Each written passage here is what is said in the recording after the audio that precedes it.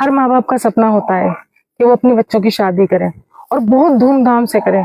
मगर उन्हें क्या मालूम था कि जिस बच्चों की शादी करने वो जा रहे हैं और जिस बहू को वो घर में लाना चाहते हैं, वही बहू उनकी हत्या का कारण बनेगी। तो इसीलिए मैं आपके सामने एक ऐसी कहानी लेकर आई हूँ। आदाब, नमस्कार, मैं आरजू खान आप सबके सामने एक सच्ची घटना पर आधारित एक ऐसी कहानी लेकर आई हूँ जो आपके रोंगटे खड़े कर देगी, आपके दिल को दहला के रख देगी। ये कहानी है मध्य प्रदेश के रीवा जिले की, जहाँ एक परिवार अपना जीवन बहुत अच्छे से गुजार रहा था और उस परिवार में 5 सदस्य थे। माँ बाप, 2 बेटे और एक बड़ी बहू। और उन्हें तलाश थी एक छोटी बहू की, जिससे वो अपने बेटे की शादी करें और छोटी बहू को घर लेकर आए।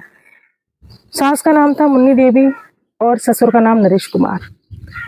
और बहुत ही खुशी खुशी वो सारे एक दूसरे के साथ प्यार से रहते भी थे और उन्हें तलाश थी अपने घर में एक प्यारी सी बहू की। और वो तलाश एक दिन उनकी पूरी हो गई। वो अपने एक रिश्ता आया और उन्होंने उसको एक्सेप्ट किया और घर में शादी का माहौल बन गया और शादी भी हो गई। छोटी बहू घर में आई, प्यार से स्वागत किया गया, उसको घर में लाया गया और सबने बहुत अच्छे से उसको घर में रखा। मगर उसको तो कुछ और ही मंजूर था, वो तो कुछ और ही चाहने लगी थी। वो अपनी जिठानी से लड़ती झगड़ती और काफी कलेश करती घर में, तो माहौल घर का धीरे धीरे खराब होने लगा था। मगर फिर भी परिवार उसके सपोर्ट कर रहा था, इसलिए ताकि कोई उसको परेशानी ना हो। और वो नई बहू थी, जब वो बहुत ज्यादा लाउड आवाज में बात करती, चीखती, तो आस पड़ोस के लोग सुनते और वो लोग पूछते। तो हमेशा उसकी सास कह देती कि पता नहीं क्यों बच्ची ऐसी बच्ची है, अभी समझ जाएगी, समझदार हो जाएगी, कोई वो नहीं है। सब कुछ अच्छा चल रहा था, सब कुछ ठीक था, जब बड़ी बहू ने सास से बोला कि माँ जी मैं तंग आ चुकी हूँ और ये मुझसे रोज लड़ती है, माँ जी मैं क्या करूँ आप बताओ। तो बड़ी बहू तो हमेशा सास के पास ही रहती थी और बहुत सेवा भी करती थी। तो सास ने कहा बेटा कोई बात नहीं है, छोटी बहन की तरह एक दिन ठीक हो जाएगी। और ये सब चलता रहा। जब ये सब चलता रहा तो एक दिन ऐसा हुआ कि परिवार अपना साथ में खाना ना खाया, मगर बहू ने चाल चलना स्टार्ट कर दी। उस बहू ने सबके खाने में नशे की गोलियां मिला दी, क्योंकि वो चाहती कुछ और थी। अब वो क्या चाहती थी मैं इस कहानी में आपको आगे बताने जा रही हूँ। जब सबको नींद की गोलियां मिला दी तो सारे नींद में सो गए और किसी को कोई होश ना रहा। सब अपने अपने कमरों में सो रहे थे और वो सिर्फ एक ऐसी थी जिसने अपने खाने में कोई नींद की गोलियां नहीं थी। उसने अपने काम को अंजाम देना चाहा, क्योंकि वो चाहती थी जो भी दौलत है वो सब उसको मिल जाए, ताकि बड़ी बहू को कुछ ना मिले। होता यह है कि जब सास ससुर रात में सो रहे होते हैं तो वो चुपके से अंदर आती है और इतनी सतर्कता से, इतनी साफ तरीके से अपनी सास का कुल्हाड़ी से हत्या कर देती है। पहला बार वो उसके गले पर करती है। जब उसके गले पर वार करती है वो तो मर चुकी होती है। उसके बाद उसके बदन के 3 टुकड़े करके बेड पर ही छोड़ देती है। उसको बगल में उसके ससुर भी लेटे हुए थे, नरेश कुमार। दूसरा बार वो उनके गले पर करती है और वो भी मर जाते हैं और उनके भी इसी 3 टुकड़ों में कर देती है और वो लाश खून में लथपथ लाश बेड पर पड़ी होती है। और इसने तो हैवानियत की हद ही पार कर दी। इसने अपने माँ बाप जैसे सास ससुर को मार दिया और ये जाकर अपने कमरे में सो जाती है। इसका बहुत बड़ा गेम था। ये चाहती थी कि सारे मामले को लूटपाट का मामला दे दिया जाए।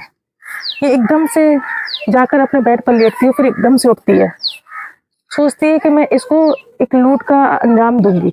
ये सास के अलमारी से, सास के जो सामान रखा हुआ था तिजोरी से, जहां से भी जो भी कुछ था, परिवार बहुत अच्छा था, बहुत अच्छा बिलोंग करता था, सारा जेवर, सारे कपड़े, सारा सब कुछ निकाल लेती है।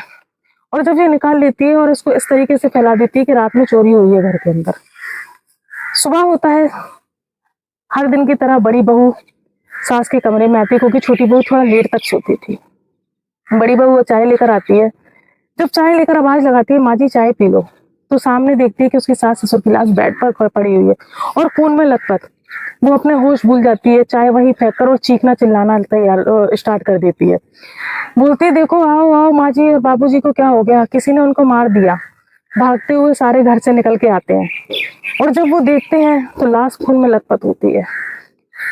पुलिस को फोन किया जाता है, पुलिस मौके वारदात पे आ जाती है। जब पुलिस मौके वारदात पे आती है तो मामला सारा लूट का था, क्योंकि उसने तो चाल चली थी। देखा गया तिजोरियां खुली थी, अलमारियां खुली थी, कण में कपड़े फैले हुए थे, सामान बिखरा हुआ था। तो आप भी जानते हैं कि मामला लूट का लगता है कि लूट के लिए लोगों ने उनकी हत्या कर दी। शायद लूट के वक्त उनने कुछ छीना झपटी की होगी तो हत्या हो गई, मगर ये तो चाल थी, घर के ही लोग उन्हें काट रहे। कभी आपने सुना है कि एक बेटी माँ जैसी सास को एक बहू काट सकती है? अरे बहू तो बेटी बनकर घर में आती है, तो फिर उसने ऐसी दरिंदगी क्यों की? जब वो शादी होकर आई तो उसने उनकी शान शौकत सब कुछ देखा और वो ये सब कुछ सोचने लगी कि सब कुछ मेरा हो जाए, क्योंकि सास मरेगी तो मेरा ही होगा। कुछ दिन बाद उसके दिमाग में आया और उसने हत्या को अंजाम देना स्टार्ट किया। सास के मरने के बाद वो जो प्रॉपर्टी और उनका जो जेवर था, जो उनका सामान था, वो 2 हिस्सों में बंटने वाला था। उसने सोचा कि सबसे पहले भाभी माँ जी को चाय देने आती है, सारा इल्जाम उनके सर आ जाएगा, उन्हें हत्या कर दी। और उसने ऐसा ही किया था। तो आगे पूछताछ चलती है, सब कुछ चलती है, पुलिस की शक जब होता है तो पुलिस घर वालों की पूछताछ में एक एक करके लेने लगता है। तो कहीं ना कहीं सबको बड़ी बहू पर शक था और बड़ी बहू को हिरासत में ले लिया जाता है। जब उसका रिमांड होता है तो उसके पास उसने कुछ नहीं था, क्योंकि उसने कुछ किया ही नहीं था। वो तो बेचारी बेकसूर निर्दोष थी, उसको तो फंसाया गया था। वो अपने घर आ जाती है वापस। दूसरी बार पुलिस को शक होता है छोटी बहू पर। जब छोटी बहू को रिमांड पर लिया जाता है तो वो सारी सच्ची घटना बता देती है कि उसने क्यों और किस लिए किया था, क्योंकि उसको तो दौलत चाहिए थी और वो यही चाहती थी कि उसको सास की सबकी दौलत मिल जाए, और उसने इसीलिए सारा काम किया था ताकि सास के मरने के बाद वो दौलत 2 हिस्सों में बटे ना। अगर सास और ससुर मर जाते हैं तो वो दौलत 2 हिस्सों में बट जाएगी। और जिठानी को इसलिए फंसाया गया ताकि जिठानी जेल चली जाएगी और वो सारी दौलत उसके ही हिस्से में आ जाएगी, मगर ऐसा नहीं था। खून अपना अंजाम, खून अपने धब्बे छोड़कर ही जाता है। इसी तरह कानून ने उसको सख्त से सख्त सजा दी और वो आज जेलों की सलाखों के पीछे है। और मैं आप सबसे अपील करती हूँ कि अपने घर में सावधान रहेंगे, सतर्क रहें और आसपास की अनहोनियों को देखते रहें और इन कहानियों से कुछ सीख लें। अगर आपके पास कुछ ऐसी घटना होती है आपके मोहल्ले, पड़ोस में, आपके शहर में, तो आप पुलिस को इन्फॉर्म जरूर करें। सावधान रहें, सतर्क रहें। और फिर से मैं मिलूंगी आपको अपने यूट्यूब चैनल क्राइम इंडिया के साथ में। जब तक आप बने रहिए, हमारे चैनल को लाइक, सब्सक्राइब एंड शेयर करना ना भूलिए। मैं आरजू खान आपसे विदा लेती हूँ। फिर मिलेंगे एक सच्ची कहानी, एक नई घटना के साथ। जय हिंद।